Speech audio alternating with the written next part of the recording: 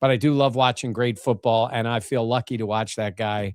And he was he was something else in that game.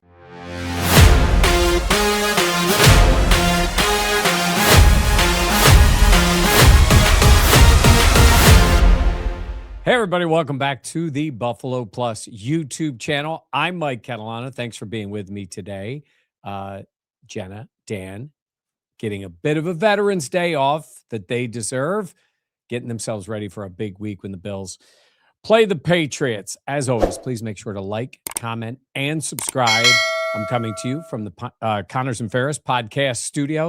And of course, this video is by Stellar Roofing, Windows, and Siding. Expect a stellar job every time for the league podcast. We're going to talk some about the Bills, and we're going to talk about the league. Top 5, bottom 5, and I'm taking a shot at somebody in the bottom 5. I wanted to tell everybody Thursday night, that would be this Thursday, that would be the 11th of December. Jenna, Dan, and myself, we will be at Hooligans Grill. That is in Webster, New York. Great spot. Everybody loves it there. We will be there 5 to 7. That is our meet and greet. 7 o'clock, we do the podcast live. We're expecting a lot of people. It should be a lot of fun. Brought to you by Bud Light. We've really enjoyed these.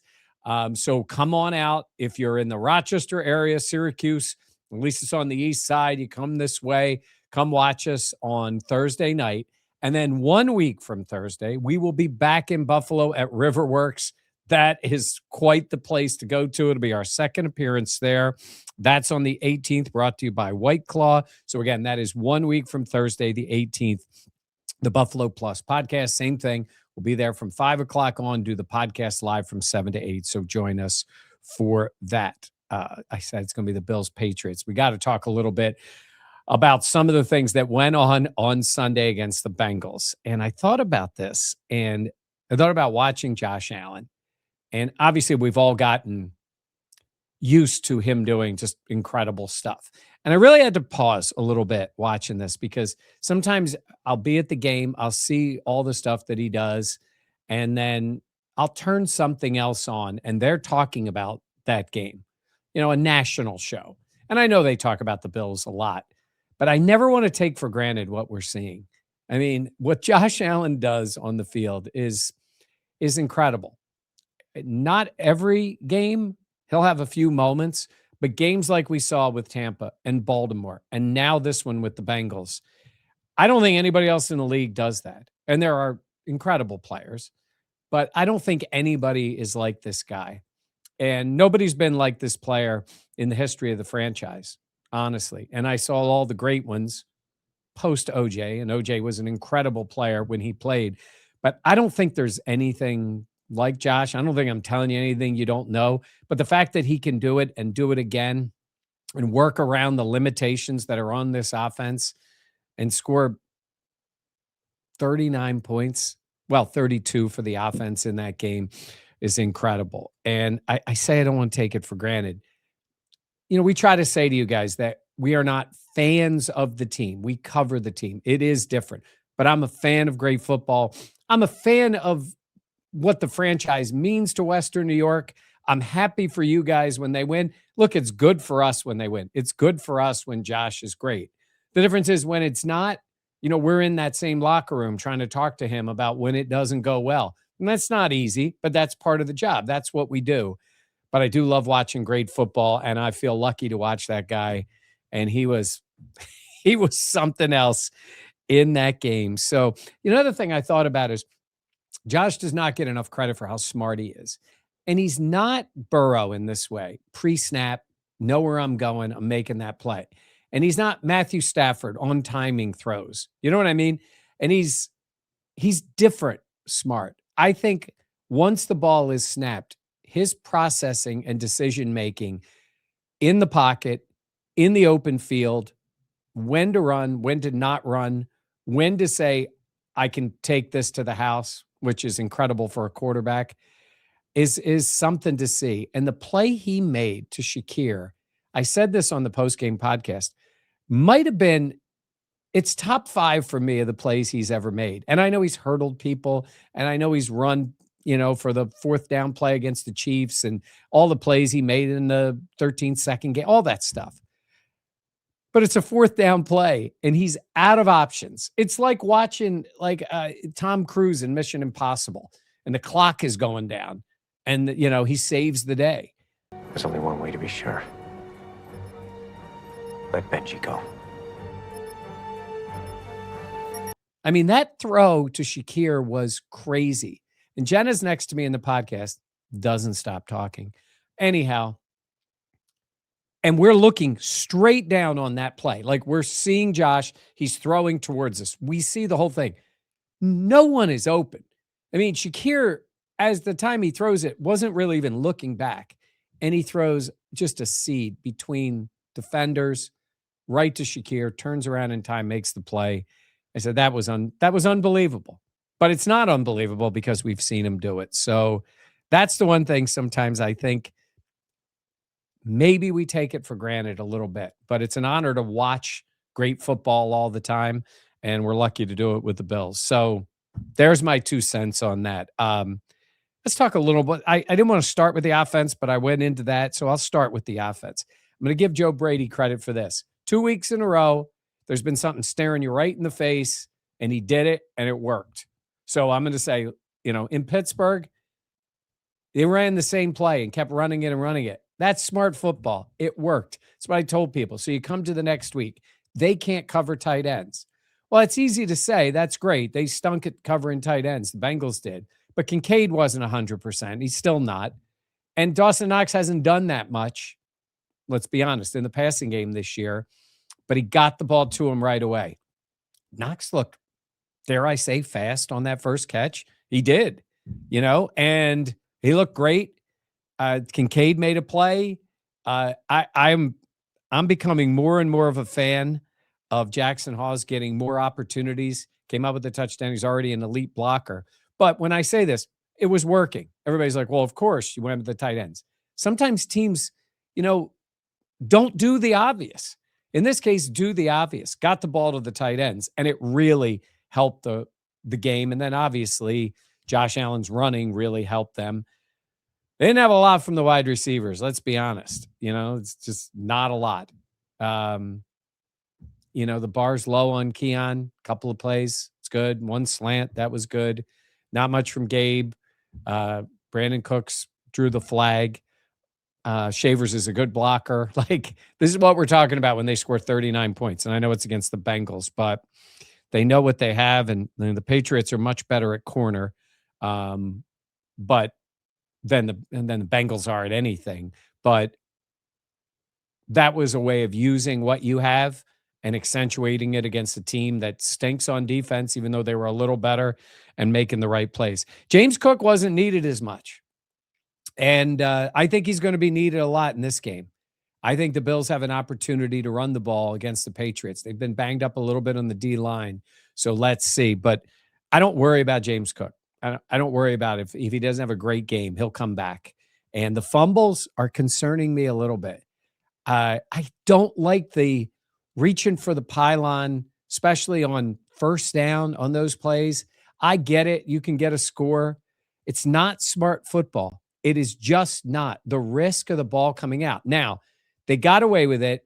And finally, I don't know how they explained it on TV, but the first one, they didn't explain it very well. The reason the Bengals didn't lose a timeout was because that was reviewed by the league, which was the right call. But at the same time, when you don't need to reach for the pylon there. It's great, but it's not smart football because of the risk of the ball going out of the end zone. Worst rule in sports. Comment if you agree or not. That ball should not be for the defense at the 20. I think in worst case, that ball should be no one recovers it.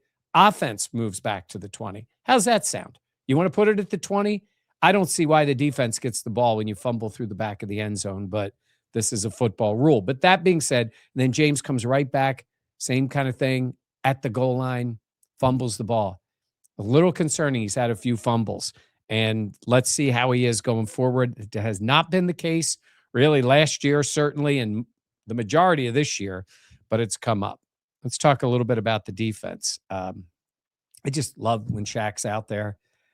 He didn't make as many plays, got beat on the Chase Brown play, whether that was a catch or not. That's not really his strength. I just like the energy he brings to the defense. You can see the numbers. This defense maybe isn't good, but they have gotten better. They they didn't play well. I mean, the Bengals just they do have elite talent. And give T. Higgins credit, give the league no credit. The man shouldn't have been in the game. He had a concussion. I mean, he went out like 3 times, and then he makes a one-handed touchdown catch. He was better than Chase. And part of the reason was BENFORD was on Chase a lot. And BENFORD is playing elite football. By the way, he's got 2 sacks now. He's one behind Greg Rousseau. Yes, I know. Corner blitz seems to be what works. And by the way, that's what you have to do as a coordinator. You got to find some way to generate pressure because his D-line's not doing it. Maybe Bosa's back this week. Rousseau's not doing it. AJ, of course, made a play. He always seems to make some kind of a play. They're not getting a push. No Ed Oliver out there. I mean, they're no Bosa, no Ed Oliver. They had Michael Hoyt, no Michael Hoyt. So they are banged up. I just need more out of Rousseau. I know it's a bit, and I said it. I thought he was going to be better. He's good against the run. That's great. That's great when you're getting other guys rushing the passer. They're not. So let's see what they can do this week. But the way BENFORD is playing, and I'm so happy for him that making plays, scoring touchdowns, getting stats is going to put him in consideration for things like All-Pro and certainly Pro Bowl, right? If you're voting, come on, the guy's playing at an elite level. Did a great job on Jamar Chase when he was on him, and he gets to the end zone twice. Maybe they should put him on offense, go catch balls. But it's the next step in his evolution as a player. He's talking to us more. He's a thoughtful guy. He's a religious guy. He's also a great football player. So that's good because they need playmakers. I don't know about Max yet. Trey is just not good enough. I'm sorry. They claim Darius Slay. I've said this before because I think Slay would have played if he was in Buffalo. I don't think it was just for depth, but I don't think they trust Max enough to give him all the snaps. Let's see how that goes going forward. You know, he wasn't great on the ball in this one. Again, it's T. Higgins. I get it, but wasn't great on the ball, got turned around. And I know he's still a rookie, and I know he's only had half a year, but corner 2 is still a problem. So, yeah, I think that's kind of what I have for you from the game. I'm looking forward to the Patriots. As you know, there's a video up with Mike Giardi, who's great. Mike knows the Bills well, knows Josh well, covering the Patriots, does a very good job, and he gives real honest insight into what's made May good, that team good, and where they are right now. So check that out. It's the What They're Saying video. Dan and I talked to him, but I'm really looking forward to this game. I don't love the Bills' chances of catching them in the division. I just would like to see the Bills make up for what they did in the first game. They didn't play well. They turned the ball over 3 times. They gave the Patriots a jump start on their season, and now they've won 10 in a row. They have not slipped up. That's a sign of maturity. How good they are, we're going to see from now on. You know, they still have the Ravens, the Dolphins who are playing better. Could the Bills win out? Yeah, they could, but it would be something just to see them play well, put some heat on the Patriots, and then let it play out and then get ready for the playoffs. So let's see how it goes. Speaking of the league, I want to talk about that. I'm going to start with my bottom 5 for this week. And there's some old familiar friends, and there's a new one in my bottom 5. Number 5, I have the Jets. They're bad. They're going to get a high draft pick. Congratulations. They've missed the playoffs. I think it's 15 years in a row. Hang on. The Buffalo Sabres will be joining you shortly with the lead in North American sports. 15 in a row. Let's see if we can get it done. So the Jets got it done. Congrats to them. I have them as the 5th worst team. They're bad. They have so many needs. I will say the trade of Sauce is looking good for the Jets. because of all the issues the Colts have had since they made that deal. But regardless of that, they're 5. Number 4 is the Raiders. They're terrible. I don't know what's going to happen with the coaches. I don't know what they have. I really don't know what they have. That's a bad football team. They need another overhaul. They are, I feel for their fans wherever they are trying to follow that team. They're bad. 3, I have the Commanders. They're just a bad franchise. Josh Harris is the owner. He wasn't Daniel Snyder, so everybody thought he was great. I'm a Sixers fan. He owns the Sixers too. He's not a great owner, not a great organization. I don't know what Dan Quinn's doing. They got players that they had Jaden Daniels on the field. Please sit the man down. He got hurt again. Your team stinks. You'll get a higher draft pick. They're a bad football team. They lost again. Poor Zach Ertz. You guys know I love Zach Ertz. Getting hit on the knee. Looked like a cheap shot to me. I only saw the replay of it. That's a heck of a way for his career to end. Terrible way. Zach Ertz has been a really, really good football player. Ends it with the Commanders, but I have them at 3. Number 2 is the Giants. They're bad. The quarterback can get hit, whether Brian Daboll's there or not. They're just not a good football team. They need a reboot. You know, they've had issues with players this year. Let's see what they have. Maybe Jackson Dart is the guy. He's gotten beaten up a little bit. I got him too. And for this week, I'm going to put my Eagles at number 1 because they just piss me off. They are a bad football team right now. And the Bills, catching them at the end of the year is probably a good thing. Look, the defense is good. The defense has been put in terrible spots by the offense. Now, if you watched them on Black Friday, the defense wasn't good. The Bears ran all over them. I know they don't have Jalen Carter playing. He might be back for that Bills game. He's a game wrecker, but the defense is fine. Cooper DeJean's elite. Quinyon Mitchell is elite. They have too many good players on defense. Offense is a disaster. Jalen Hurts turned it over. He doesn't turn it over, but when he does, what do they say? Turnovers come in bunches. 5, 2-on-1 play. Are you kidding me? 4 interceptions, including the one in overtime. That's not the way Hurts usually plays. Their scheme is terrible. Coaching has been terrible. Jeffrey Lurie don't play, the owner. He doesn't mess around. Doug Peterson won a Super Bowl and got fired. I'm not saying Sirianni's getting fired because he just won the Super Bowl, but that team is a mess. And in 2023, right after they had gone to the Super Bowl, they fell apart. So they went to the Super Bowl. We're good. Beat the Bills. Fell apart. Came back the next year, won the Super Bowl. Now they're falling apart again. So congrats, Eagles. You're my number 1. You're my worst team in the NFL this week. That's my Philly coming out. All right, top 5. Number 5, I'm going to put the Jags. I got a Jags fan that works with us. He's very honest with his team. He's like, I've never seen his quarterback play better. Trevor Lawrence was really good. Brian Thomas Jr., I should have a picture of him behind me, is a really good football player. And I don't know what was going on, but now he's playing great.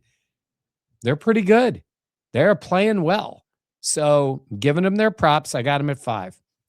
Broncos have won 10 in a row. Sometimes I don't know how they do it, but how are you not going to give them their flowers here? I'm going to say Broncos at number 4. They win all close games. They find a way. We'll see how it plays out. Seahawks are really good. I know it's Sam Darnold. I got him at number 3 because Sam Darnold in big moments, you know, but that's a really good roster. Tough. They play good defense. They got some dudes on the team. It's just a matter of what Sam Darnold does when they get in the playoffs. I'm putting the Patriots at 2. They've won 10 in a row. I'll pump them up, right? That's what they've been. I know they haven't played anybody. It is kind of comical when you read down the teams that they've beaten and they've caught teams at the right time, like the Bengals without Burrow and all that. You know, Josh Allen has beaten Burrow. He's beaten Lamar. He's beaten Mahomes. And he's beaten Baker. That's a pretty good run. And somebody says, well, they only won this many games. Yeah, okay. They played the Bengals, who had lost a bunch of games with Burrow out. They played the Ravens the first game of the year before Lamar got banged up and whatever's going on with him. And they beat the Chiefs. But when everybody said the Chiefs were back. So settle down on ripping the Bills for that. But the Patriots, I'm giving it to them. You're number 2. And I got the Rams back at 1. They were struggling a little bit. Stafford's going to win the MVP. He should. He's been great. Their offense is really good. And when their defense is playing well, they're probably the most complete team in the league. So I have them number 1. was going to go about 10 minutes today, and I just decided to pontificate. That Eagles game really ticked me off. So that's what you got today. Snarky Philly Mike. Anyhow, that's going to do it for me from the Connors and Ferris podcast studio. As always, please make sure to like, comment, and subscribe. We thank our sponsor, Stellar.